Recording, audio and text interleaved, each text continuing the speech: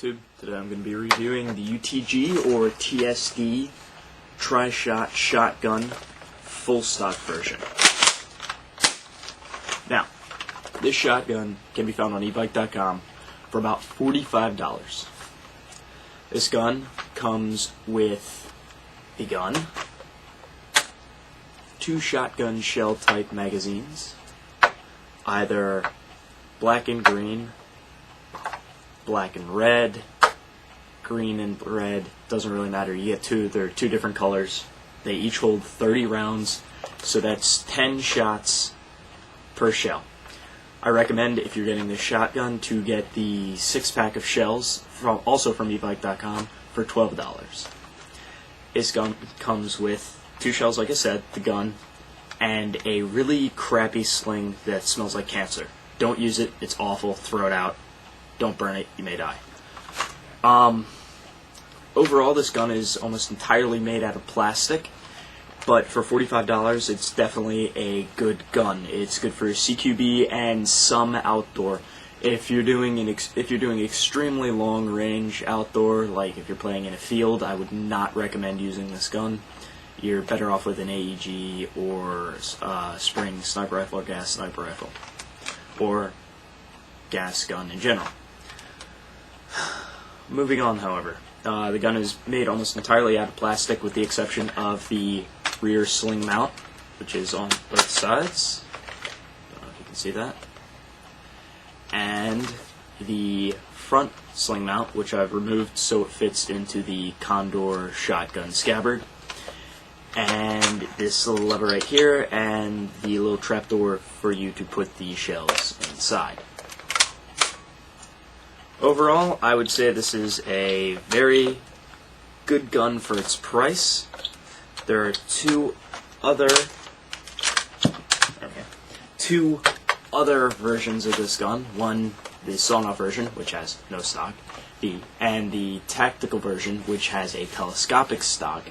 And also, I don't know if you can get it on evike.com or anywhere anymore, they made a long barrel version that is supposed to be used for outdoor play. I've not heard anything good about it, but I've also not heard anything bad about it. I honestly wouldn't recommend it because it adds about a foot to the end of the barrel, and this thing is already pretty long to begin with. I'm about 6 feet tall, and I got pretty big arms, but this thing still can be uncomfortable in some situations. So, that being said, let's take a closer look at the gun. You have the orange tip. Right here is where the sling mount would be, but I removed it so it would fit into the Condor scabbard. To remove that, all you need to do is unscrew this little nut, pull it off, pull off the sling mount, throw it away, put the nut back on, and you're good to go. You have to remove one other thing so it fits into the Condor scabbard. That would be this little flipper selector switch thing here. A lot of people ask what it's for. It doesn't actually do anything. It's simply there for you to play with. On a real shotgun, however, it switches the gun between semi-automatic and pump-action firing. The outer barrel is plastic, but it's hard plastic. It'll take a couple hits. I mean, you don't want to go around smacking people with it, but it'll definitely hold up to normal play. You got a front sight here, and rear sight right here. They're painted white. They're non-adjustable. They are plastic, but they work for what they are. I mean, it's a shotgun. It's point and shoot anyway, but if you want to aim, this will get it done. Very nice rubberized front grip here. It's painted. It's not actually rubber. It is just plastic with a, I guess, sticky cone of paint on it. But it's still very comfortable, very nice.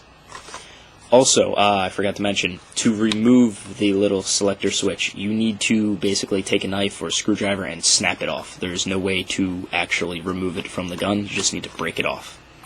But if you do that, it will fit into the Condor sling. It's still a little bit of a tight fit, but when you remove the selector switch, it makes things a hell of a lot easier. Moving on down the gun, this is one of the parts of the gun that I dislike the most. It's not ABS plastic. It's like that cheap plastic like the Walmart guns that you get, or the Kmart guns, or Target, wherever the hell you want to go. But it's not high quality plastic. It feels very flimsy. There's not flex to it, but it just doesn't sound or feel nice. And now we're on to the biggest con of the gun. This stock is extremely wobbly. I've shimmed it, I've duct taped it, I've tried hot gluing it together. Nothing seems to really work. It always wiggles itself free. I don't know if that's true with the tactical version. I'm sure that's not true with the sawn-off version, because, hey, there is no stock. So, I would recommend, honestly, not getting the full stock version, getting the sawn-off or the tactical, just simply because it's adjustable, and for smaller people it would be easier for you to get it up to your shoulder, because, look at the stock is really long, how far forward the pump is, it can be a pain for people that are smaller. It does have a working safety. And yeah, this gun is almost entirely ambidextrous, except for right here is a little lever to release the trapdoor to put the shells in. That is on the right side of the gun, and it's right above the trigger, so it makes magazine change really easy. It will get a little sticky. Best way I found is that this basically pulls. You can see this moving in here. Just take this and just pump it up and down a couple times. I use this for outdoor sometimes, so it's gotten rained on a little bit, so the spring may be a little rusty. But that's an easy fix. All you need to do is get a little bit of silicone oil and spray it in there, and it'll loosen things up, and everything will work really fine. To load the shell, you simply take it. You have to load 30 BBs in through the front. I recommend using a speed loader. It just makes everything so much easier. Slide it in like you were loading into the breech of a regular shotgun. There we go. Snap it in. Close the door. Pump it. And you're ready to go. Next, we'll go out to the field and do a firing test. Simple, you just take the speed loader, stick it in the top, and pump away. Now, while I'm loading this, I'll tell you that I did a firing test at about 20 yards, but because this gun is a CQB weapon, it was just so abysmal, I decided to try again, this time at about 10 yards. The result should be a lot better. Now, let's see how I do. The target is right there.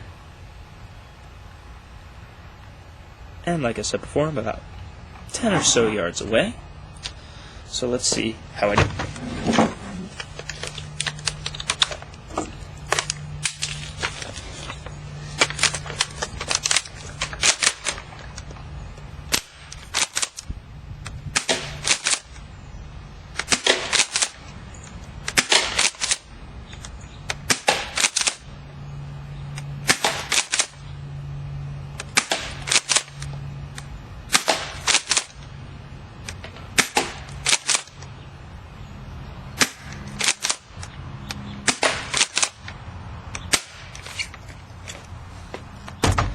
Now we'll go inside and do a recap.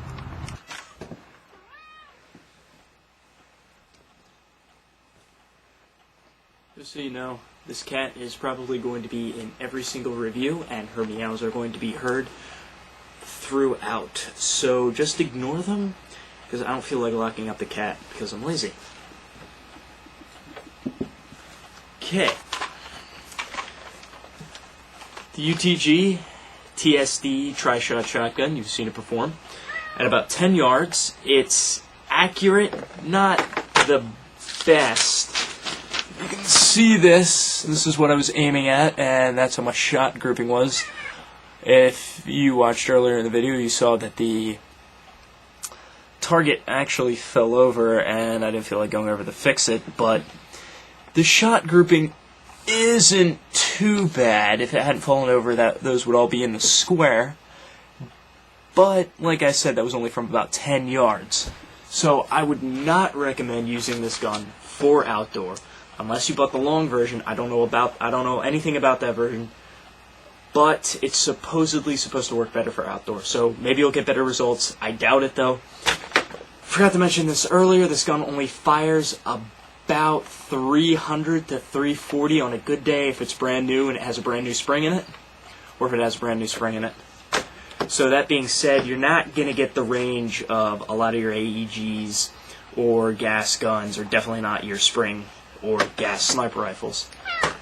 I would say this is good for a higher class. This is going to sound like an oxymoron, but a higher level backyard game. This is good. You'll definitely dominate in that. Indoor, it's very effective, even though it's longer. It's still a very effective gun for indoor because of the 3 BBs being fired at once, and also because the magazines are so small. You don't necessarily need anything tactical to hold them. Evike does sell the side-mounted, side-mounted shotgun shell holder, excuse me, and they also sell the butt version that has a little flap. It also has, I think, 4 or 5 slots for shells.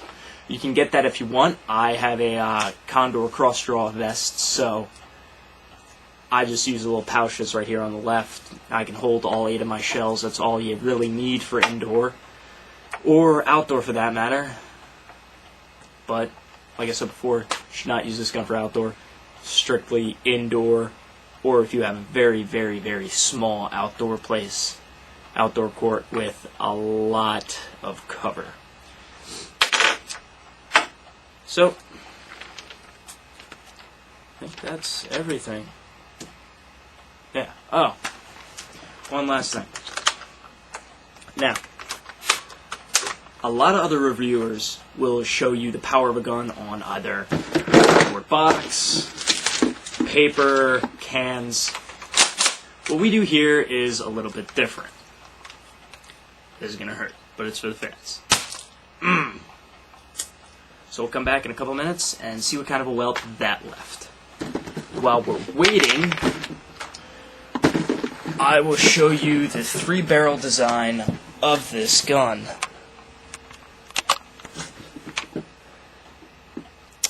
Two on the bottom, one on the top. Makes very effective spread. If you could see it on your computer, I don't know how good your resolution is. The BBs tend to either stay in that triangle formation or actually go into a line. Either way, it's very effective for close range combat. Is what the shotgun was designed for. So, let's go switch this off night vision. Yeah, there you go. Don't know if you can see that on my arm.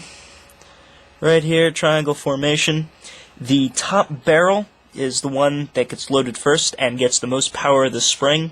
So your top barrel is going to be shooting the hardest, and that's why there's a larger welt there. Don't know if you can see that. Maybe night vision.